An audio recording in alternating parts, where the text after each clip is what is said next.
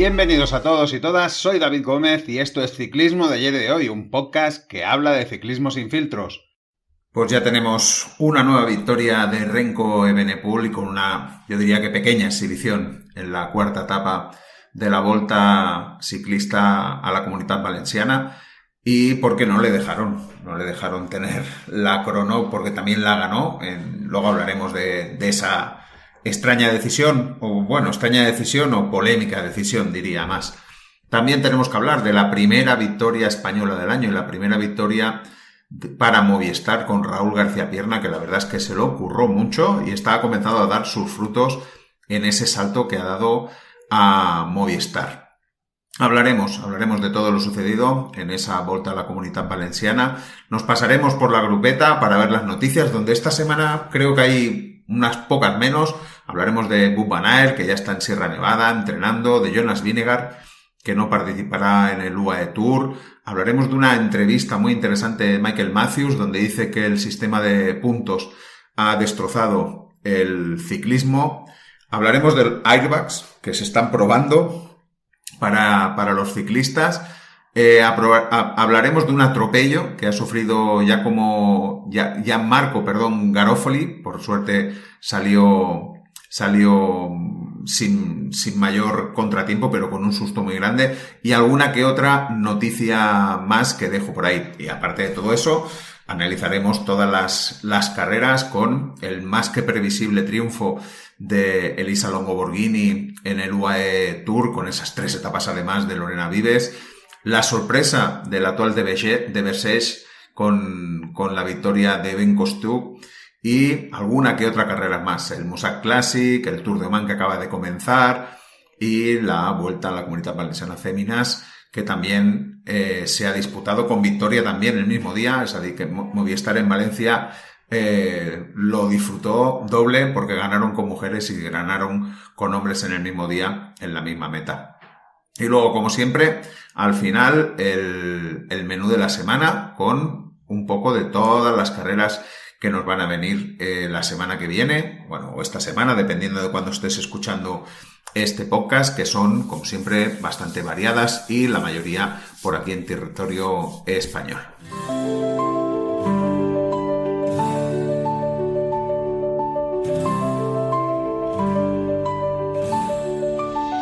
Deja que te recuerde que puedes apoyar el proyecto de ciclismo de ayer y de hoy de una forma más comprometida desde iVoox, dándole al bar en azul que encontrarás en la portada de este podcast y que dice apoyar.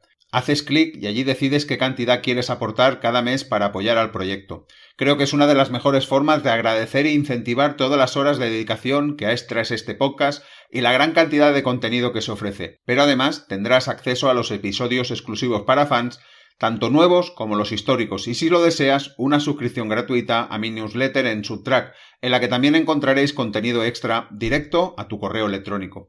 Para ello solo tienes que ponerte en contacto conmigo por correo, ciclismoayeroy@gmail.com, o por privado en Telegram, ya sabes, @ciclismoayeroy.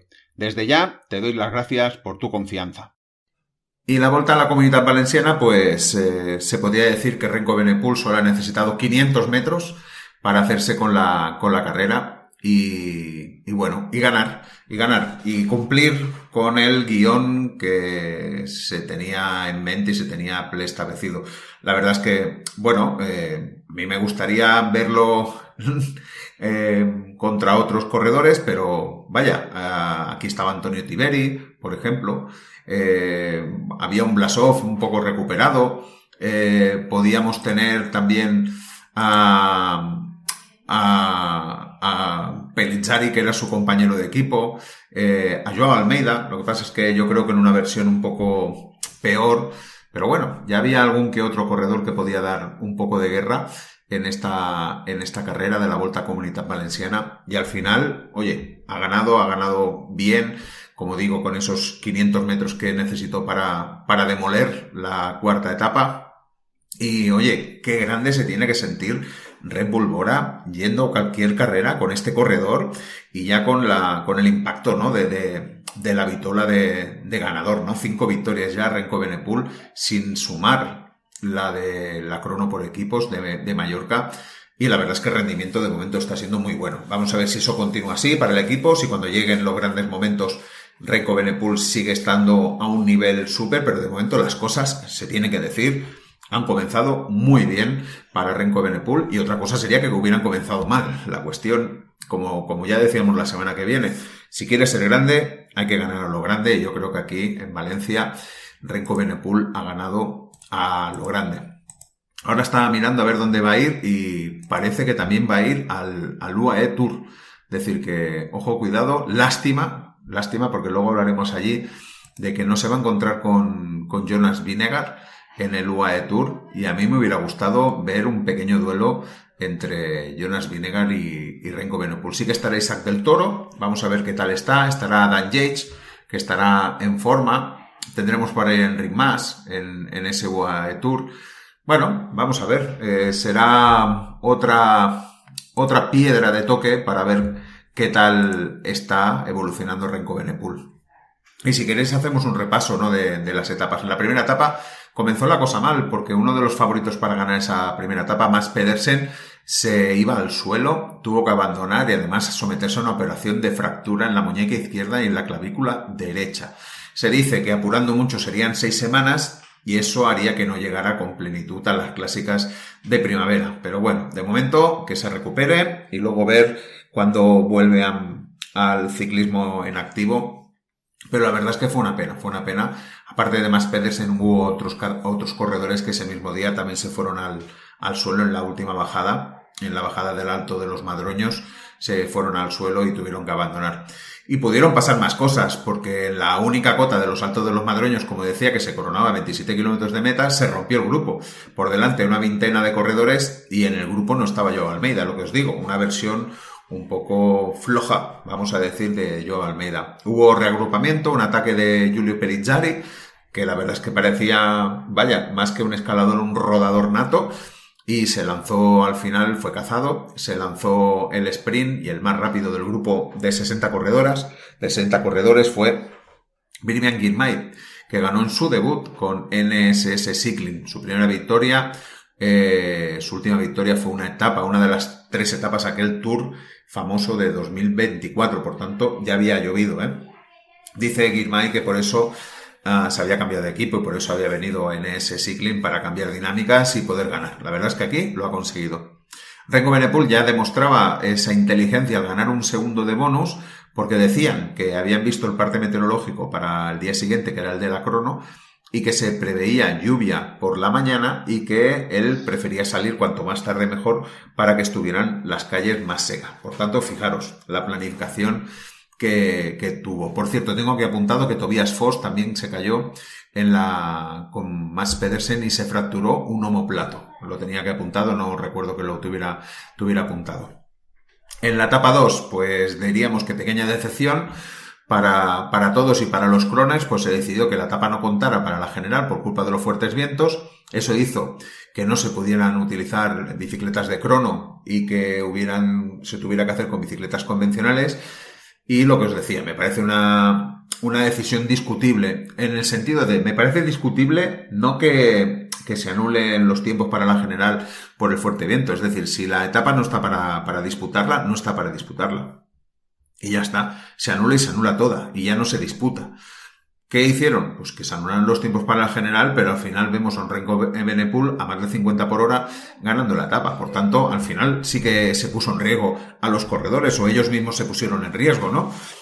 No sé, yo creo que es un sinsentido, que tendría que haber, lo que decimos, aquello del protocolo meteorológico ciclista, un poco más claro, tenerlo sobre la mesa, y tantos nudos de viento, pues se anula. Tanto frío, se anula. Tanta calor, pues se anula. Bueno, lo que sea, pero dejarlo claro, porque yo creo que al final queda una cosa medio descafeinada. Al final tampoco sabemos si esta crono nos sirve para algo. Sí que vimos que Remco Evenepoel había ganado con 8 segundos sobre Blasov y 16 sobre Vasek, pero yo creo que a lo mejor otros corredores la disputaron, pero quizás a medio gas también, que también es loable, ¿no? Porque si no vale, pues ¿para qué vas a esforzarte mucho más, teniendo en cuenta pues que queda mucho camino que recorrer?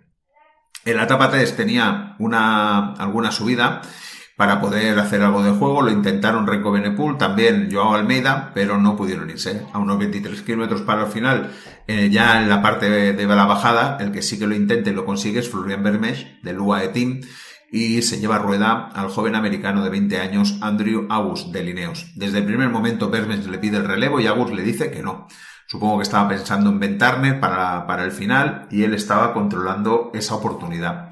La suerte para la escapada es que pronto llegarán desde atrás Andre Holter del 1X y este sí que releva. Y lo definitivo es que también llegó Jonathan Vermenens del Soudal y ahora sí que los tres menos August empezaron a relevar. Ese trabajo fue muy bien porque les permitió como mínimo llegar hasta el final.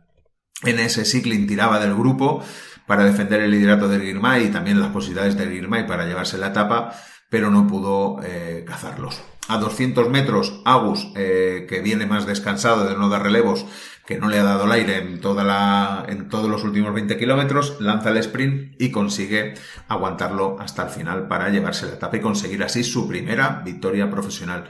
Girmay llegará a 4 segundos, mantendrá el liderato por el puntómetro contra Ander Holder. En esta etapa, Cian Udelbroeks de Movistar perdía 10.04 y luego nos enterábamos que había sido por una caída en la que también estuvo involucrado Iván Romeo, que llegó con las manos ensangrentadas, pero pudo llegar en el grupo. Al final, al día siguiente, Cian Udelbroeks, por precaución, no tomó la salida. Mal inicio, por eso decía Udelbroeks con Movistar. Lo que decía antes, Renko Evenepoel ha empezado bien con Red Bull Bora. Cian Udelbroeks pues no ha podido empezar bien. Tampoco es que sea culpa suya caerse a lo mejor, pero es lo que decimos, son sensaciones, ¿no?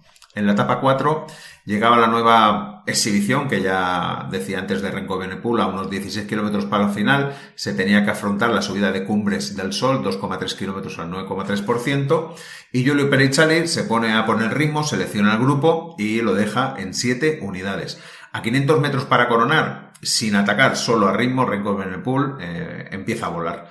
En primera instancia, Antonio Tiberi le puede seguir rueda, incluso Brandon McNulty, que no para de mirar atrás a ver si viene Joao Almeida, que no puede seguirles. Y es que el portugués, ya sabéis que no es de cambios de ritmos y le gusta más ir con su ritmo. McNulty no pudo seguir muy pronto el ritmo de Evenepoel e incluso se quedaría mucho más tarde del grupo de Almeida y haría aquello lo típico, la goma, ahora vuelvo, ahora ayudo, ahora me quedo. Al final Tiberi tampoco pudo aguantar a Evenepoel, que ya se fue en solitario hacia la meta. Nueva victoria para Renko Evenepoel, en ese momento era la cuarta individual, la quinta si le sumamos la crono por equipos, a 24 segundos al final llegaba Joao Almeida, al que Pellizzari le hizo del lanzador, llevado por las ansias de hacer el doblete. La verdad es que no fue muy listo aquí Pellizzari, podía haber esperado a lanzar el sprint. Y Tiberi a 25 segundos, McNulty a 36 segundos. Quedaba el último día, pero Renko Evenepoel ya había dado el golpe en la mesa ganador. La quinta etapa, pues no era una etapa fácil porque se tenía que subir ya lo sabéis, el Garbí, el Port del Garbí, ¿vale? 5,1 kilómetros al 7,1%. Ahí, pues, ya venía la carrera seleccionada con una escapada bastante numerosa. Parecía que podrían por detrás controlar esa escapada para llegarse a un sprint y que ese sprint, pues, uno de los favoritos que había era Ben Turner para ganarlo. Pero al final no pueden tirarla abajo y llegan pues 6 escapados. Entre ellos está Emil Erzort, Jasper Scholl, Adrià Pericas, Sven-Erik Bystrøm y Diego Uriarte más Raúl García Pierna. Raúl García Pierna es el que lanza el sprint, consigue mantenerlo y consigue ganar. Además había sido protagonista en el Garbí, porque había sido el que había atacado en el Garbí, había seleccionado el grupo de la escapada en el Garbí, había estado delante con Adrià Pericas, que habían tenido unos metros, lo que pasa es que no pudieron mantenerlo en esa escapada que habían intentado, y yo creo que al final justo vencedor, muy merecido esta victoria de Raúl García Pierna, y como digo, la primera del año para Movistar, la primera para el ciclismo español, y la tercera de su carrera deportiva. Hay que tener en cuenta que en 2022 ganó el Nacional Contrarreloj, En el 2025, el año pasado, ganó una etapa contra el crono de la Ruta de Occitán y ahora esta etapa de la Vuelta a Valencia. Por tanto, si antes decíamos aquello que Renko Evenepoel, lo sigo repitiendo, había comenzado bien, pues Raúl García Pierna yo creo que también ha comenzado bien en Movistar.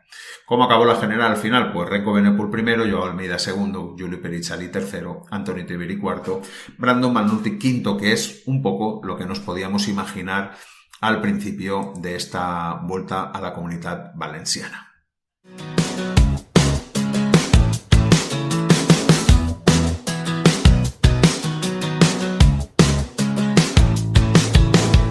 Vamos con una noticia que yo creo que nos puede alegrar bastante y es que Wout van Aert está en Sierra Nevada y estará allí durante 3 semanas haciendo, pues eso, entrenos en altitud. El pasado jueves Wout van Aert voló hacia Sierra Nevada para esa concentración en altura. Es clave esa preparación para su ronda de carreras primaverales y, pues eso, todavía tiene en mente poder hacer buenas carreras esta primavera y tener una buena recuperación. Por eso quiere estar pues ahí por encima de los 2000 metros para hacer esos entrenos en altitud con el objetivo claro del Tour de Flandes y la París-Roubaix.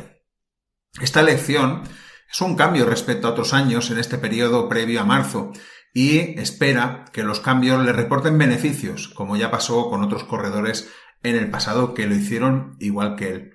El belga, que se quiere borrar de la Strade Bianche Milán-San Remo, es decir, para tener más frescura, es decir, las tiene incluidas, pero seguramente las puede correr de forma preparatoria, o eso es lo que se dice entre bastidores. Busca estar entre 21 y 22 días en altitud para que por fin se pueda revertir esa sequía de victorias desde su caída en la Vuelta de 2024, que ya sabéis que le dejó secuelas en la rodilla y le robó, yo creo que un potencial mayor de líder, además del maillot verde, que seguramente también se lo hubiera llevado. Está priorizando este año claramente los monumentos adoquinados y los tiene entre ceja y ceja. El tiempo se acaba y quiere ganar alguno de ellos. Vamos a ver si de verdad vemos ese cambio y podemos verle ganar alguna de esas carreras que un corredor como él, creo que estaríamos de acuerdo, debería tener en su palmarés. Pero no será fácil, pues los rivales son duros y están en plenitud. Yo creo que cosa que aún él no ha podido conseguir desde sus problemas en 2024. Por tanto, yo creo que el camino todavía es largo y no sé si estará a tiempo de recorrer ese camino.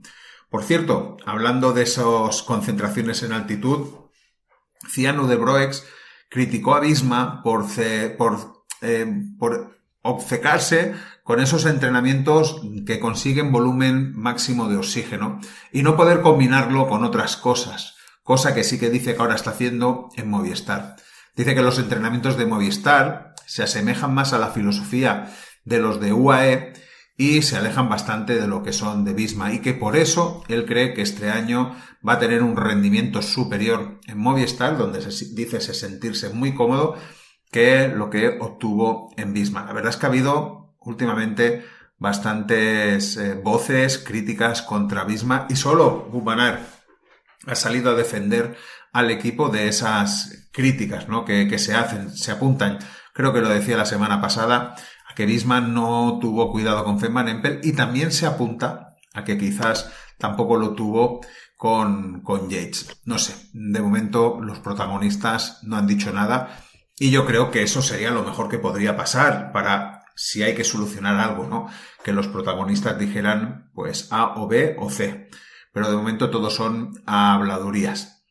Vamos a ver si Van Aert al final consigue pues darle una alegría a sus seguidores que, como digo, creo que se lo merecen. Jonas Vingegaard no participará en el UAE Tour. Pues no comienza bien la temporada para Jonas Vingegaard, pues su debut en el UAE Tour no podrá ser posible. La causa, la caída del 26 de enero, que os expliqué la semana pasada mientras entrenaba en Málaga, que aunque no le causó lesiones graves, desencadenó en una enfermedad posterior que ha complicado su recuperación plena. La verdad es que no hay detalles sobre esa enfermedad que hace que no pueda correr el UAE Tour. Visma lo confirmó todo a través de redes sociales, donde también indicó que el propio danés estaba decepcionado, pero que había que priorizar la salud antes de cualquier otra cosa. Tenía, muchas ganas de volver al UAE Tour, dijo Jonas Vingegaard, donde gané en Jebel Jabel en 2021, pero la combinación de la caída y la enfermedad lo hace necesario. Mejor recuperarme de todo para centrarme en mis propios objetivos. Y ojo, una decisión que posterga su estreno al menos hasta la Volta a Cataluña, que será del 23 al 29 de marzo. Por tanto, vamos a tardar mucho en ver a Jonas Vingegaard, que creo que lo vamos a ver poco este año, porque después de la Volta ya se tiene que ir al campo de entreno para afrontar Giro y luego Tour de Francia. Por tanto, muy pocas carreras. Parece que va a haber, bueno, ya sabíamos que iba a haber pocas, pero si encima se pierde el UAE Tour, pues menos carreras para ver al fenómeno danés. Y seguimos con una interesante entrevista a Michael Matthews, que se pasaba por un famoso podcast y donde el titular es que cree que el sistema de puntos UCI está destruyendo el ciclismo. El australiano de Jayco, que ya ha estrenado su casillero de victorias en 2026 en el Gran Premio de Castellón, no se muerde la lengua en el podcast de Rothman y apunta directamente al sistema de puntos UCI como el gran culpable de lo que está destruyendo al ciclismo. Un mecanismo que, en su visión, incentiva a los equipos a priorizar múltiples top 10 por encima de victorias claras, generando carreras donde compañeros se disputan posiciones en lugar de trabajar para un líder. Para él, esto no solo altera la táctica, con equipos como Astana montando rosters para comer puntos entre sí en finales reducidos, sino que confunde al aficionado causal que ve un deporte de equipo donde 3 sprinters del mismo bloque chocan ruedas en meta. Un espectáculo que empaña el espíritu de competición, de cooperación también, y hace que el ciclismo parezca menos atractivo desde fuera.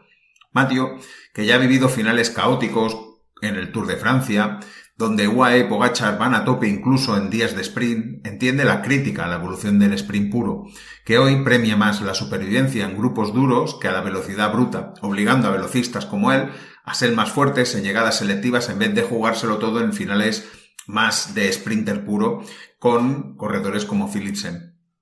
Cree que el corredor sprinter puro está en extinción por culpa de los organizadores de carreras en pos de esa, vamos a llamar, emoción televisiva que reducen las etapas llanas en favor de terrenos más duros. Un cambio que acepta, pero que choca con el sistema de puntos cuando premias carreras menores con tantos puntos por en contra los pocos puntos que daban en etapas de la Gran Vuelta.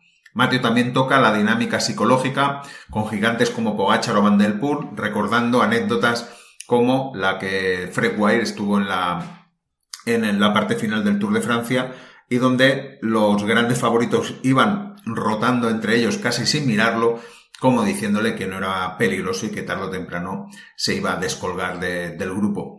O también señala Strava como un motivo de presionar al resto de los ciclistas, rompiendo récords en pequeños tramos y diciendo que eso es como una guerra mental que se hace antes de las salidas de las carreras. El veredicto final de Michael Matthews es bastante tajante y está totalmente en desacuerdo al 100% y con todo esto y clama por un ajuste que devuelva al ciclismo su esencia de caza de victorias sobre acumulación de podios, antes de que el aficionado pierda el hilo de lo que hace grande al deporte. Y, a ver, no sé vosotros, pero yo creo que razón no le falta. Es decir, razón no le falta cuando eso lo hemos comentado y lo hemos visto y lo hemos vivido, ¿no? ¿Qué sentido tenía que 3 corredores de un mismo equipo en un sprint hagan segundo, tercero y cuarto, cuando a lo mejor montando un buen treno, entre ellos, uno de ellos podría seguramente ganar? Si han quedado segundo, tercero o cuarto, vaya, seguramente podrían ganar. Y eso está pasando. ¿Por qué? Porque al final ser segundo, tercero o cuarto casi premia más que ganar o premia más que ganar la primera posición. No sé, me parece que es todo bastante complicado. Además, la presión de las televisiones, la presión misma de nosotros mismos, que al final también nos quejamos un poco de las etapas al sprint. A ver, vamos a ser sinceros. A nadie le gusta estar 3 o 4 horas viendo una etapa donde quizás no pase nada. Eso lo haces en un momento de calma, de tranquilidad. Lo hacen los fans más acérrimos del ciclismo. Yo confieso que puedo llegar a hacerlo, pero también es cierto que hay veces que tampoco puedo ni tengo tiempo para hacerlo.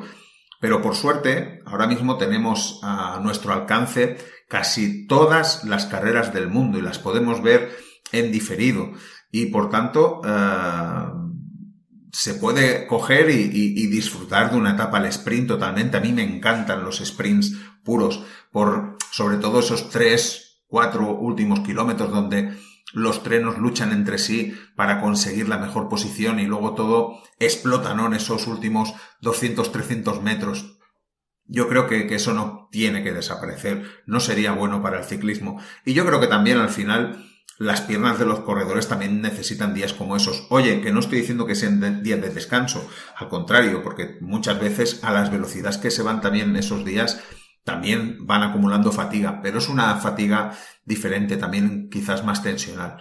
Pero yo creo que todo eso se tendría que cuidar y que no tienen que olvidarse de ir poniendo variedad, ¿no? Igual que decíamos, cronos por equipos, prólogos, cronos individuales, etapas de montaña, etapas de montaña que no acaben en puerto, sprints, es decir, cuanta más variedad haya en el ciclismo, mejor. ¿Por qué?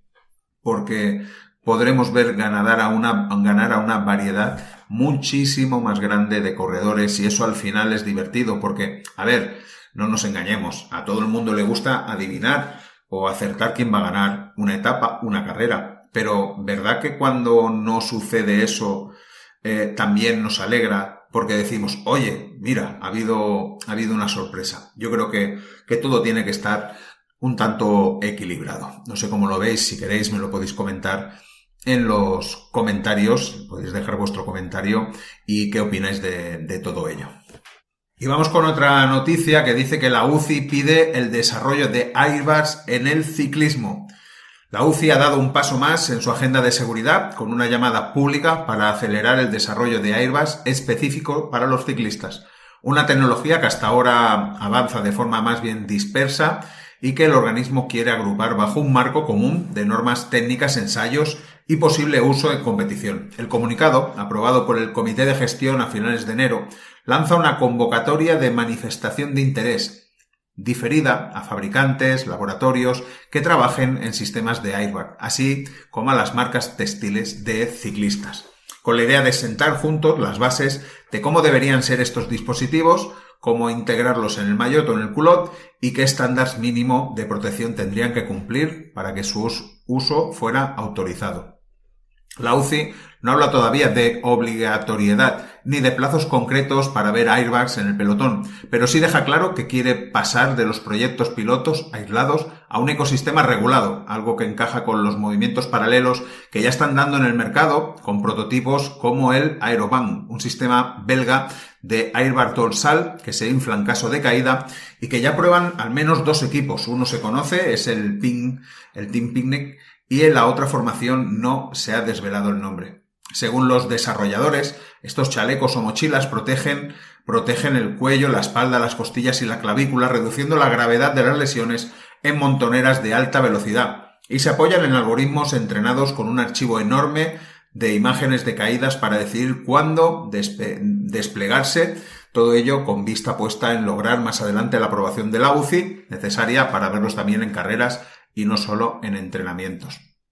El movimiento de la UCI se enmarca en una batería más amplia de medidas de seguridad que también incluye la revisión de barreras, ruedas y otros elementos de riesgo. Pero el foco en el airbag revela una voluntad de explorar soluciones tecnológicas similares a las ya implantadas en deportes como el esquí o el motociclismo, donde estos sistemas son obligatorios en determinados contextos. Y hablando de seguridad, Giacomo Garofilo fue atropellado mientras entrenaba. El joven talento italiano de 23 años de Soudal Quick Step ha vivido, pues yo diría que un susto mayúsculo en Tenerife, donde un coche lo arrolló por detrás a más de 100 kilómetros durante un entrenamiento en el Parque Nacional del Teide, dejándolo tirado en el asfalto con la sensación de haber escapado por milímetros de una tragedia mayor.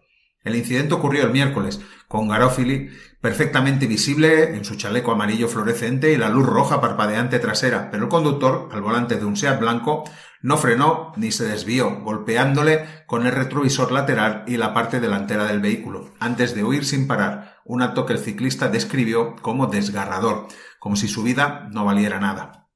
Aún en shock, Garofoli recogió el espejo roto del suelo y de regreso al hotel avistó el coche implicado estacionado con el parachoques rayado y el retrovisor faltante, lo que le permitió alertar inmediatamente a la Guardia Civil, que identificó al conductor y tomó cartas en el asunto. En el hospital confirmaron que no había fracturas, solo hematomas, unos grandes hematomas en el lado izquierdo del cuerpo, aunque el impacto psicológico fue brutal, con Garofoli confesando en Instagram que se sintió impotente, frágil y completamente a merced de algo que no podía controlar, convencido de que un golpe frontal lo hubiera dejado fuera de combate para siempre. Esta es otra de esas historias que no me gusta que pasen y que desgraciadamente pasan cada semana, sea con profesionales o con aficionados. Algunos, por desgracia, no tienen la misma suerte de poder contarlo como el corredor italiano. Hay que tener 100 ojos en carretera, tanto ciclistas como coches, pero sobre todo coches, porque los coches son mortales a los golpes. Y lo quiero, dejar claro, ¿vale? Hay que tener mucha vista puesta en los ciclistas porque son muy vulnerables. Tim Merlier sigue sin recuperarse de sus problemas de rodilla. Ya lo hemos hablado algunas veces, lo hablamos en la grupeta de invierno. Creo que volvió a salir, no sé si en ruta de esta temporada, y parece que la estrella del Soudal Quick Step sigue lidiando con esa irritación persistente en la rodilla que surgió a principios de diciembre tras una prueba de ciclocross en La Bonen-en-Friends. Un problema sin causa clara, pero con exámenes hospitalarios que obligó a semanas de reposo absoluto y le han impedido conectar plenamente con el stage de Calpe.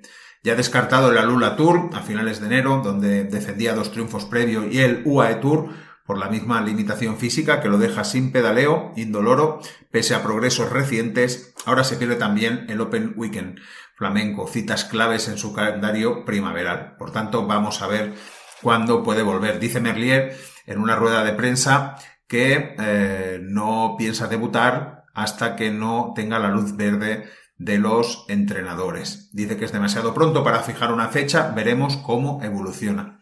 Y el CEO de Soudal ha reconocido públicamente la gravedad al admitir que Tim no ha podido entrenar sin dolor. Veremos a ver cómo evoluciona.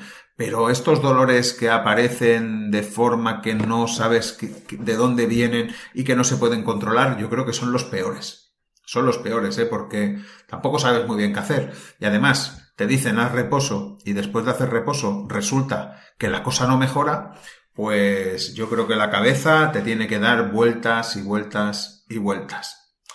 Y siguen las buenas invitaciones para los equipos Pro Team españoles. Hemos conocido la de Caja Rural a Tirreno, por tanto, ahí está Caja Rural con esas vueltas por etapas que seguirá disputando, y Burgos, que también se va a la Gente Bebelgen, que ahora ya no se va a llamar, ya sabéis que no se llamará Gente Bebelgen, sino que se va a llamar algo así como In Flanders Friends von Middelbecker to Bebelgen, que le han puesto ese nombre, que ya también lo comentamos en una de las grupetas.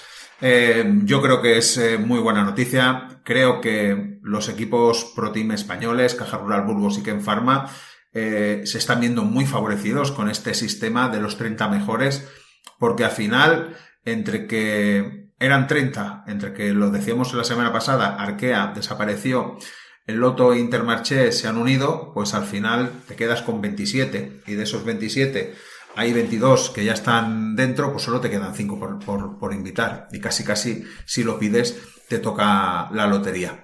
También pienso que es una exigencia máxima para el equipo, porque tendrán que preparar bien corredores, poder diversificar corredores en carreras como Tirreno, en carreras como Gente Bebelgen, cuando hablemos de Flandes, de Lieja. Por tanto, máxima exigencia. Yo creo que también ellos lo pueden ver como un aprendizaje, ¿vale? Y una escuela, ¿no? Porque en las grandes carreras es cuando más se aprende. Y el viernes también se supo que el Caja Rural pues también estará en la Astelgor Race. De nuevo una oportunidad más de correr con los mejores. La verdad, lo que decía antes, no me voy a repetir otra vez. Yo creo que está siendo una oportunidad histórica para los equipos españoles y que tienen que cuidar muy mucho esta posición que han conseguido, este estatus que han conseguido en el pelotón internacional con ese buen hacer que hicieron en 2025 y que ahora pues tienen que intentar repetir para 2026 con estas carreras que les va a complicar un poquito más esa acumulación de puntos, pero que al final es un reto y yo creo que los retos siempre son buenos para que los equipos crezcan. Y cerramos con una noticia más de sociedad que de ciclismo, y ya veréis por qué. Porque Andrea Piccolo, ya supongo que os suena el nombre, ha sido detenido en Nápoles con 2.000 euros en billetes falsos. El excorredor de 24 años lleva retirado 2 años desde que fue expulsado del EF por transportar hormona de crecimiento en el aeropuerto. También lo conoceréis la historia de que se abrió una cuenta de OnlyFans y que casi en estos 2 años se ha hecho más famosos por esa cuenta de OnlyFans que por el maillot rojo del líder de la Vuelta de ese mismo año del 2024. Por tanto, una historia bastante, yo diría que terrible, ¿no? La de Andrea Piccolo, que va en barrena cayendo y bueno, que os lo quería contar por si no lo habíais leído.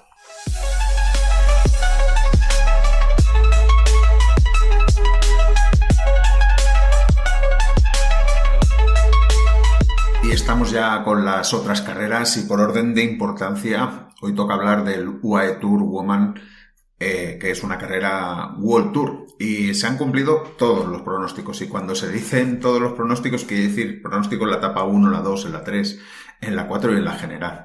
¿Vale? Porque se contaba que Lorena Vives iba a ganar las 3 primeras etapas y que Elisa Longo Borghini iba a ganar la cuarta. Y así ha sido. Así ha sido. No ha habido casi ningún problema en ese sentido. Quizás apuntar en la primera etapa que Lorena Vives ganó con mucha facilidad por delante de Lara Gillespie, que ha sido la corredora que más cerca ha estado de ella, y que tercera posición, Stode Bakkestedt, que llevaba hace 2 días, estaba corriendo en las campas de ciclocross y que aquí pues se ha colado en una tercera posición en una carrera World Tour, que está súper bien. El año pasado ya ganó un sprint, una etapa al sprint en el Valois Ladies Tour. En la segunda etapa, nueva victoria de Lorena Vives, que encaraba el final desde muy atrás, pero vaya, si la podéis ver, si la habéis visto cuando puso el turbo, le sacó 2 bicicletas al resto. Para mí, no sé, estaba mal colocada en esa llegada y cuando se dio cuenta dijo, voy a apretar porque aún voy a perder, y se pasó de rosca. Aquí sí que hay que apuntar que hubo una caída a 1,2 kilómetros del final donde estuvo involucrada Marlene Reuser, que ha empezado esta temporada sin suerte, un inicio sin suerte, ya lo vimos también, que se puso mala en Mallorca, que perdió inesperadamente la primera carrera que disputó y nada, recibió puntos en la rodilla, también en la mano, y todo eso le impedía montar en bicicleta y no pudo salir ya en la tercera etapa. Y necesita pues eso, que esos puntos pues se acaben de curar para volver a subirse a la bicicleta de competición. Y en la etapa 3 llegaba la tercera victoria de Lorena Vives, esta vez sí que muy ajustada. Lara Gillespie casi soñó con ganarle la partida en esta etapa, pero no fue así. Y apuntar antes de llegar a la última etapa, que una protagonista inesperada fue Petra Steanik, que creo que la vimos escapada, o como mínimo buscando la escapada. En una de ellas sí que con un buen kilometraje, pues buscando la escapada. Es una corredora que ya sabéis que es buena escaladora y que, bueno, supongo que a lo mejor no estará en el punto de forma óptimo para afrontar la última subida que se tenía que afrontar, y ha preferido pues dejarse ver en escapadas. La verdad es que se ha hablado de ella en redes y bueno, eso también es publicidad al final para el equipo.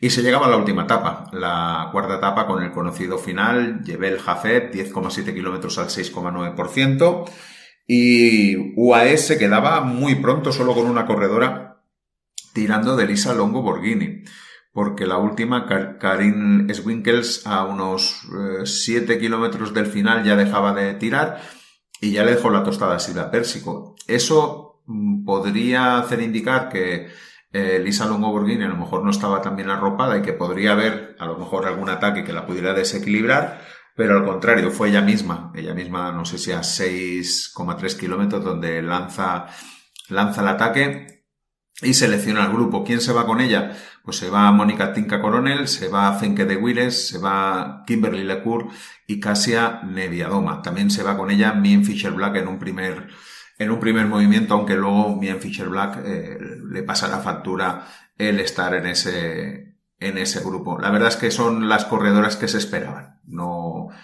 la totalidad de ellas.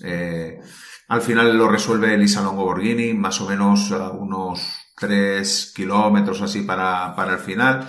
Decide ya irse sola y pues conseguir una nueva victoria en el UAE Tour con segunda Mónica Tinka Coronel. La verdad es que muy bien, me gusta que esté ahí Mónica, a ver si tiene continuidad. Fenke de Villes, que confirma un poco lo que fue haciendo el año pasado.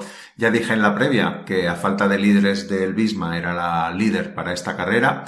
Kimberly Lecour se quedó un poquito más lejos que el año pasado, porque sí que es verdad que queda cuarta, que está muy bien, súper bien, pero sin opciones de meterse en el podio. Y Kasia Neviadoma también quinta, también decíamos que comenzaba un poco más pronto la temporada, al final quinta, casi a un minuto de Elisa Longo Borghini, pero vaya, no está mal la jugada de Kasia Neviadoma. Y así fue el UAE Tour y se saldó sin sorpresas. La que sí se saldó con sorpresa es la actual de Bessèges, que se disputó del día 4 al día 8, con esas 5 etapas y con un Lukas Kubik coleccionando segundas posiciones. Si queréis lo vamos repasando.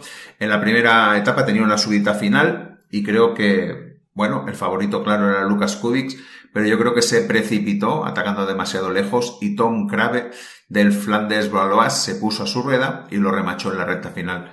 Con un poco más de calma y con tempo, Kubik hubiera llevado la victoria seguro. Krabbe, de 20 años, conseguía su primera victoria profesional. Y ya vais a ver que aquí se han apuntado muchos a ese carro de su primera victoria profesional. En la etapa 2, de nuevo, Univer Road Rocket, que se queda a las puertas de la victoria, con un segundo puesto, esta vez de Dylan Groenewegen, que fue superado por el corredor de Lotto Intermarché Matthew Kokelman, que ya lo habíamos visto ganar en el Tour de Luxemburgo.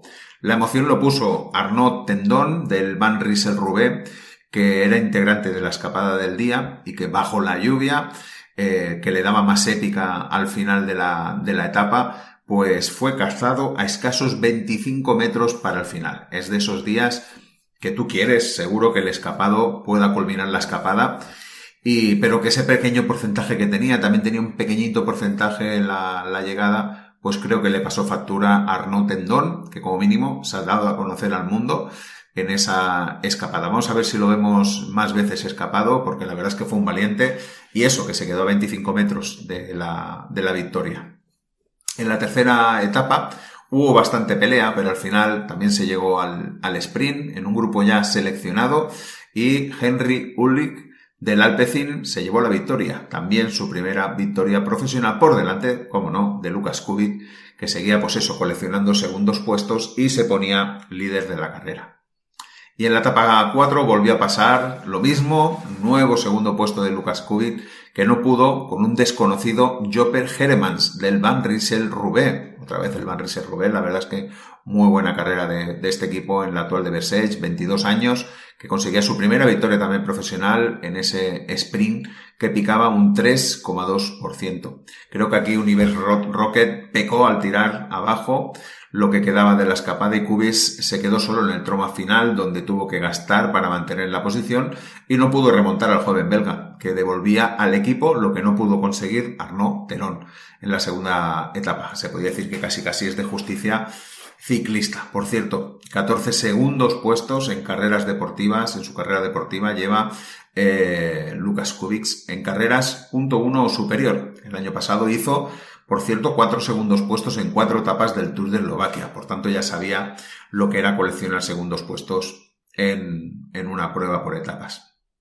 Y llegábamos a la quinta etapa, a la decisiva, y aquí es cuando ha habido la sorpresa. A ver, las quinielas estaban con Maxime de Comble, con Paul Lapeyra, con Nicolas Larsen, Se podría decir que quizás incluso Dylan Teuns estaba en esas quinielas.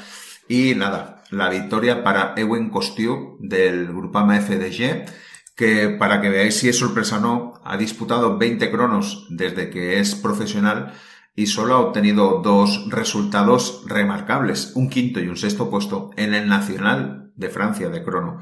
En las otras, ninguna posición remarcable. Por tanto, se puede decir que sí que es una sorpresa la victoria de Ewen Costiu, que se lleva así la etapa y se lleva la general. Este corredor llevaba 2 victorias en su carrera deportiva. Una en 2024, donde había conseguido una etapa de la región Pays de Loire. Una en 2025, donde había conseguido la general, por cierto, del Tour de Limousin. Por tanto, cuidado, ya había conseguido la general del Tour de Limousin y ahora pues ya tiene la general del Étoile de Versailles y una etapa en crono del Étoile de Versailles. Vamos a ver, siempre ha sido un corredor, Costiu, que dentro de la órbita de Arkea prometía muchísimo, ¿no? Ahora mismo tiene 23 añitos y pues yo creo que todavía tiene un gran camino por hacer y me parece a mí que, bueno, a lo mejor le vemos en otra dinámica aquí en FDG. Allí en Arkea, si lo recordáis, básicamente pues se filtraba en escapadas, era un corredor bastante también de pruebas de un día. Por ejemplo, ahora estoy viendo con el Tour de Francia del año pasado estuvo 3 veces escapado, una de ellas en la etapa de Mont Ventoux, por ejemplo. Es decir que, bueno, es un corredor que siempre le gustaba buscar las escapadas y que, pues aquí en Versailles ha tenido otra versión y ha salido victoriosa de ella. Y nos vamos a la Muscat Classic, que se disputó el viernes 6, carrera 1.pro, y como sabéis, con un recorrido que funciona muy bien, tipo clásica, con esa cota final de 1,1 kilómetros al 9,3%, a 6 kilómetros para el final. Y claro, cuando te encuentras en esta carrera con corredores como Adam Yates, con ganas de romper el pelotón, pues pasa lo que pasa, que no se llega al sprint como sucedió, por ejemplo, el año pasado. Así sucedió en la última subida. Adam Yates puso uno de sus ritmos bastante fuerte. Solo le pudieron seguir 2 hombres, Luke Plath y Mauro Smith. Los 3 abrieron hueco y aquí hay que reseñar el buen trabajo de Luke Plath en todo momento para Mauro Smith, tanto en la bajada como en la recta final de meta, donde le llevó el ritmo. Adam Yates intentó sorprender en los últimos 150 metros, pero rápidamente se dio cuenta que Mauro Smith era muchísimo más rápido que él. Victoria para Mauro Smith, la primera de esta temporada, y la verdad es que empieza la temporada muy bien, porque estuvo, ya sabéis que quedó cuarto en la Cadel Evans, acabó segundo en el Santos Tour Down Under, por tanto muchísimo mejor inicio de temporada que el año pasado, donde por cierto ganó la Cadel Evans. Y sin contar los nacionales, pues desde la Cadel Evans era su última victoria. Por tanto, hacía un año que no había ganado. Y Adam Yates, pues presentando su carta de presentación para lo que podría ser el Tour de Oman, que iba a disputarlo ya al día siguiente.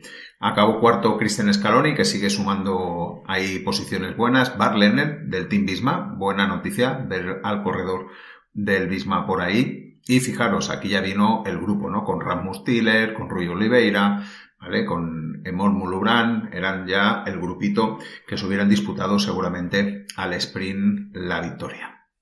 Y se han disputado un par de etapas del Tour de Oman. El Tour de Oman que, como sabéis, continuará el lunes, el martes y el miércoles y que os hablaré de él la semana que viene. Pero bueno, comentar las 2 primeras etapas. La primera etapa del Tour de Oman, por cierto, es una carrera 2.pro. La primera etapa fue al sprint y me sigue alucinando la capacidad que tiene Juan Sebastián Molano, vamos a decir casi de reinventarse para seguir ganando carreras año a año. Desde que lleva en UAE en 2019, y he visto también la estadística que antes, cuando estaba en Manzana Postobón, también lo hizo en los 3 años anteriores, siempre ha ganado como mínimo una carrera donde está. Y no me digáis a mí que siendo sprinter y en UAE no es complicado tener oportunidades para ganar la carrera. Pues bien, este año ya la ha ganado, fue el más rápido, además lo hicieron muy bien, yo creo que lo hicieron muy bien, estudiaron muy bien el final.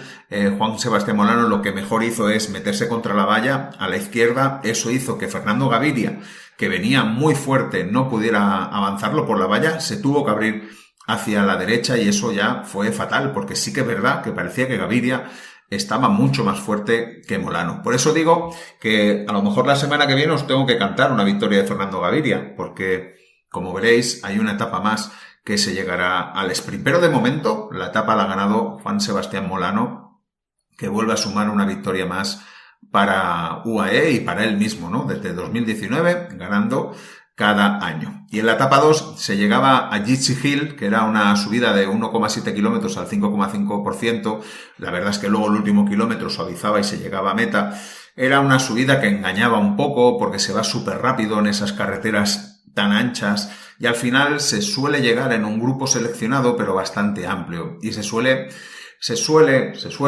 ganar al sprint, aunque alguna vez había llegado alguien. ¿Y aquí qué pasó? Pues que Baptiste Biestromfer del Lotto Intermarché estuvo en la escapada del día y después de 194 kilómetros de ir escapado aún pudo aguantar la subida y el final y burlar al pelotón para llevarse su primera victoria profesional. La verdad es que es increíble que haya ganado este chico. 25 años, yo creo que pasó a profesionalismo, vamos a decir que en el tiempo que corre tarde, porque es desde el año pasado que está en el Lotto. Y fijaros, he estado mirando, el año pasado compitió 66 días con el Lotto y su mejor posición en todas las etapas, todas las carreras, todos los finales fue una posición número 16 en la crono del actual de Belses. Por tanto, fijaros el cambio que da de estar un año 66 días sin hacer menos de top 15 y llevarte una etapa. Como digo, esto continuará lunes, martes y miércoles, os hablaré de ello la semana que viene. Os recuerdo que la etapa número 3 se llega a S Mountain, que ya es un poco más serio, 3,4 kilómetros al 7,9%. En la etapa 4 el sprint, veremos a ver Molano, Gaviria, a ver quién gana de los dos o si puede ganar otro. Y en la etapa 5, la llegada yo creo decisiva a Jabal al-Har, la Green Mountain, 6 kilómetros al 9,9%, donde creo que todos esperamos ver ganar a Dan Yates. Y la última carrera que se ha disputado esta semana fue este mismo domingo y es la Vuelta a Comunitat Valenciana Féminas, carrera 1.pro, que esta vez era el recorrido de 2024, porque el corrido de 2025 fue totalmente llano, y en este corrido de 2024 tenían que subir el Oronet, pero principalmente el Garbí, que todos conocéis, 5,1 kilómetros al 7,1%, que en 2024 había roto por completo la carrera y en cambio este año no ha sido así. Sí que se ha hecho una selección, pero no se ha roto la carrera. Al contrario, han sobrevivido unas 29 corredoras a esa subida. Os tengo que apuntar que me molesta un poco y me mosquea un poco que no hayamos podido ver esa subida al Garbí, que creo que no sé si en 2024 o fue en 2023 cuando tampoco la pudimos ver. Al final, no, cuando han conectado faltaban 36 kilómetros, por tanto ya había pasado todo. Y me sabe mal, porque es la cosa más entretenida de ver. La verdad es que al final tampoco ha sido aburrida, porque esos 29 corredoras han estado pues intentando pelear alguna posible escapada. Lo que pasa es que, bueno, Movistar ha estado pues muy al acecho, muy combativo, ¿vale? Y han sabido pues controlar la carrera, sobre todo con un gran trabajo de Sara Martín, que ha llevado en volandas a sus dos posibles compañeras que tenían dos bazas ganadoras. Una era Kat Ferguson, si se llegaba al sprint, y ahora Liane Lippert, que no es tan rápida como Kat Ferguson, pero que también era una de las posibles ganadoras. ¿Qué ha pasado? Pues que a 4 kilómetros para el final, ya en las calles de Valencia, ha habido un ataque de una corredora del Human Power que me ha parecido, lo que pasa es que tendría que confirmarlo, que es la corredora, una de las dos, o Yurini Blanco o Marta Yaskula, no sé cuál de las dos ha sido porque no la transmisión era en inglés y no sé si en algún momento han dicho el nombre de la corredora, pero bueno, ha sido una corredora del Human Power la que ha provocado esa rotura. Y si queréis, esperaros un segundo que voy a ver si sale aquí en la crónica de final de la etapa. Estoy mirando aquí. No. Aquí tampoco. Y no tampoco pone el nombre, ¿eh? Estaba intentando mirar a ver si ponía el nombre de la corredora que ha atacado, me sale mal, pero bueno, ya os he dicho que es una de esas dos. Pues bueno, esa corredora de Human Power lo que ha hecho es que se ha roto el grupo por 3 unidades y la segunda es Liane Lippert. Liane Lippert se ha puesto delante, ha visto que poco a poco se iba despegando, que se quedaba sola, iba todo el rato mirando atrás, como diciendo, ostras, que se va abriendo el hueco, y al final ha dicho, esta es la mía. Y se ha pasado, ha hecho una contrarreloj ella sola, 4 kilómetros a tope para llegar victoriosa a la meta de Valencia. Y nada, primera victoria del año, segunda para Movistar. Recordar que Jakob Ferguson había ganado en Mallorca. Y también Liane Lippert estuvo a punto de ganar en Mallorca porque hizo segunda en uno de los días. Segunda al final, Sari Bossut, buena sprinter, que ya sabéis que volvió hace, no sé si el año pasado fue cuando volvió de su sanción. Y tercera, al final, Jakob Ferguson, que bueno, no pudo hacer el doblete, pero ha estado cerca de conseguirlo.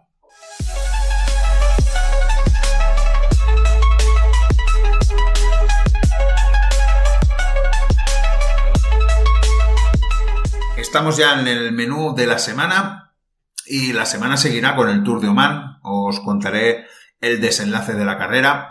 Luego ya tendremos del día 12 al 15, tenemos la semana ciclista Volta femenina de la Comunitat Valenciana, que es una carrera 2 Pro. La primera etapa muy similar a la de la temporada pasada, con ese Aldebars. Recordar que allí Vollering, Reusen y Van der Breggen se liaron a mamporros subiendo. Y al final vimos una etapa muy chula. No sé, sin corredoras de estas características, quizás pues se pueda llegar en un sprint seleccionado. Acordaros que en esa etapa la cuarta fue Bálsamo, Elisa Bálsamo. Por tanto, fijaros, sin que estas 3 corredoras se hubieran dado estacazos y se hubieran escapado, al final llegó Bálsamo y quedó la cuarta. Veremos a ver. La segunda etapa sí que me parece que es una etapa para sprinters.